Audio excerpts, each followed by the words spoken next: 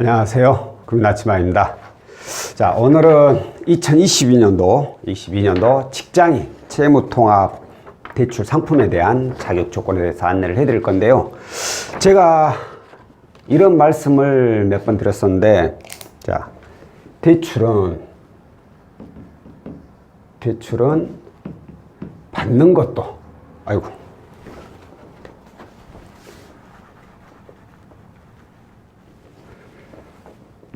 받는 것도 중요하지만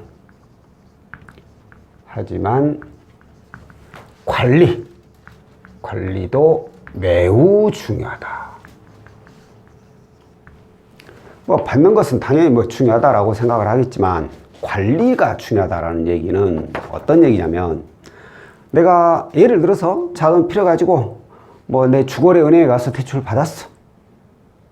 연체 안 하고 잘 갚아 나가면 되는 거예요. 그런 건 별 문제가, 그런 건 관리는 특별한 건 없어요. 연체만 안 하면 되니까.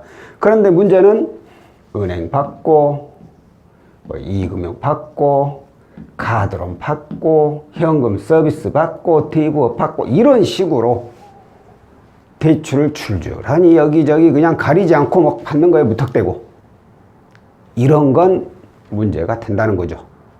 자, 그러면 관리는 어떻게 하는 거냐? 관리의 가장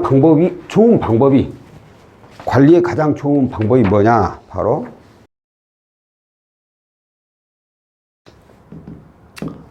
대출 건수 최소화입니다. 자, 내가 예를 들어서 은행에서 내 직업상, 소득상, 신용상 뭐든지 해갖고 한 5천만 원 정도는 나올 수 있는 사람이야. 근데 은행에서 여기 은행에서 1,000만 원 받고, 저기 은행에서 1,000만 원 받고, 또 다른 은행 가가지고 1,000만 원 받고, 이렇게 하는 것도 안 좋다라는 거예요. 내가 받을 거라면 한 은행만 집중적으로 받는 게 더 낫다. 근데 5천만 원까지 가능하다고 해서 내가 필요한 거 2천만 원인데 쓸데없이 5천만 원 다 받으라는 얘기가 아니라, 2천만 원을 받더라도 이쪽 한 은행에서만 받아라. 그리고 또 나중에 또 자금 빼면 또 그 해당 은행, 내 주거래 은행을 만들어 놓으라는 거예요. 급여 받는 은행만이 내 주거래 은행이 아니에요. 이렇게 거래를 쌓아놔야만이 나중에 혹시라도 또 대출을 받거나 그럴 때 가장 큰 혜택이 뭐예요? 금액적인 것도 있지만 금리, 무엇보다 이자를 단 0몇 %라도 낮게 이용할 수 있다는 거예요. 어찌됐든 이자 지출은 줄여야 되니까. 그럼 제가 오늘 말씀드린 이 채무통합은 무슨 얘기냐? 이렇게 이제 은행을 이용할 수 있는 만큼 최대한 이용하신 분들은 상관이 없어요. 근데 제가 알려드리는 것은 이제 은행이 아니라 이금융권이잖아. 캐피탈, 저축은행, 카드론, 현금 서비스, 이런 것들을 그냥 내가 필요할 때마다 여기서 쓰고 저기서 쓰고 이렇게 쓰시면 안 된다는 거예요. 이렇게 대출 건수가 많아져 버리면 가장 큰 단점이 일단 신용 점수의 하락이에요. 내 점수가 하락, 대출 받는다고 해서 하락이 안 되는 건 아니지만 건수가 많으면 많을수록 더 많이 하락한다는 거죠. 점수가 하락하게 되면 어떻게 돼요? 다음에 또 대출 신청할 때는 내가 이제 더 높은 이자, 다음엔 또 더 높, 이렇게 계속해서 결국에는 아주 고금리의 대출만 이용하게 되죠. 그렇게 되면 어떻게? 건수도 많고 금리는 다 높고, 그러면 결국에 나는 파산을 한다. 왜? 그렇게 되면 못 갚아요. 그렇기 때문에 이렇게 대출이 여러 건 나눠져 있는 분들, 이런 분들이 대출 관리를 굉장히 잘 하셔야 됩니다. 자, 그럼 이 채무통합은 어떤 상품이냐? 이 상품은 이금융권인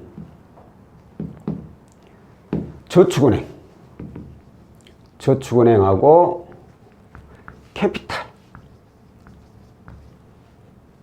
캐피탈에서 취급하는 신용대출 상품입니다. 신용대출 상품이라는 것, 그만큼 신용이 너무 나빠서는 안 된다는 얘기겠죠. 자, 일단 먼저 자격을 볼까요? 자격.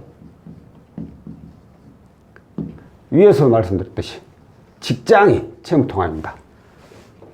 이 얘기는 곧 4대 보험이 적용되는 직장인에 한해서만 가능하다는 거예요. 그러니까 개인 사업자는 뭐 프리랜서, 뭐 무직자 이런 분들은 안타깝게도 이 상품을 이용하기는 어렵습니다. 자, 그 다음으로 이제 4대보험 적용되는 직장인이다. 그럼 이제 재직 기간이 또 중요하겠죠. 뭐 하루만 근무한다고 해서 되는 것도 아니고 3개월 이상 근무를 하되 여기에 플러스 해가지고 이상의 직장 건보료, 직장 건강보험료를 3회 이상 납부하신 분. 납부입니다, 납부. 고지가 아니라. 그러니까 건강보험단에서는 이번 달에는 거기 회사의 누구님 며칠까지 납부하셔야 됩니다 라고 이제 고지를 합니다. 이 고지가 아니라 회사에서 그 고지를 받아가지고 납부를 하는, 그 납부가 3번 이상은 더해야 된다는 그런 내용이고요. 자, 그러면 소득은 과연 얼마 이상이 되어야 되느냐? 소득은 원래는 정확히 딱 선이 그어진 건 없어요. 일반적으로 뭐 대출은 1200만 원 이상부터 뭐 많이 가능하다는데, 이 채무통합은 제가 봤을 때는 2000만 원 이상이신 분들이 대부분 적용이 됩니다. 이 이하이신 분들은 원래 대출 받기도 사실 쉽지가 않고, 받더라도 저희 정부지원 상품하고 신용대출 몇 군데 받아버리면 더 이상은 대출이 안 되죠. 그러니까 얼마 받지도 않았는데 금방 소득보다 많아지고, 하지만 2천만 원 이상이신 분들이 여러 군데 쪼개져 있을 경우에는 이걸 통합하는데 좀 더 수월하다 이거예요. 자, 그러면 이제 중요한 게 신용이죠. 여기에서 많이들 이제 갈리죠.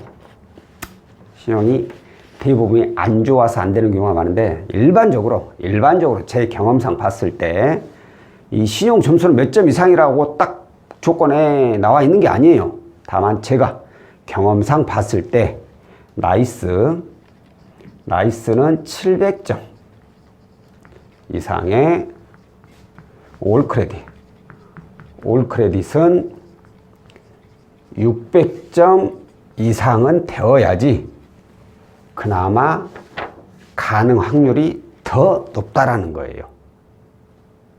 이보다 점수가 좀 낮으면 아무래도 가능성이 많이 낮죠. 여기에 이제 더불어 가지고 가장 큰 문제가 또 되는 게 바로 이제 부채 비율입니다. 비율. 요즘 이게 굉장히 문제죠. 자, 부채 비율은 직군, 소득, 부채 내역, 그리고 여기에 또 신용 등에 따라 다름. 뭐예요? 그게 어쩐다고 이게 부채 비율이 몇 프로 돼야 된다고 라고를 제가 말씀을 못 드려요. 왜냐면은 이 부채 비율이란 게 금융사마다 이게 좀 다릅니다. 그리고 또 해당 금융사에서 이제 대출 내역들이 있을 거예요. 그 대출 내역이 어디에서 받았느냐에 따라 인덱스 값이 다 조금씩 달라요. 그렇기 때문에 인덱스 값이 낮은 걸 좀 많이 받고 높은 걸 덜 받았다면 가능성이 있지만, 인덱스 값이 그 높은 걸 많이 받고 낮은 게 적다. 그러면 부결할 확률이 높죠.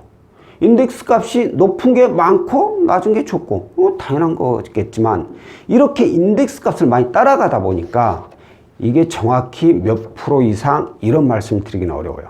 그러니까 이런 것들은 경험상으로 그래서 부채 내역을 이렇게 얘기를 해주시면, 이 정도면 한번 가져를 해올 만한데 라고 판단이 되고, 이건 해봤자 이건 어렵다 라고 이렇게 판단이 되기도 합니다.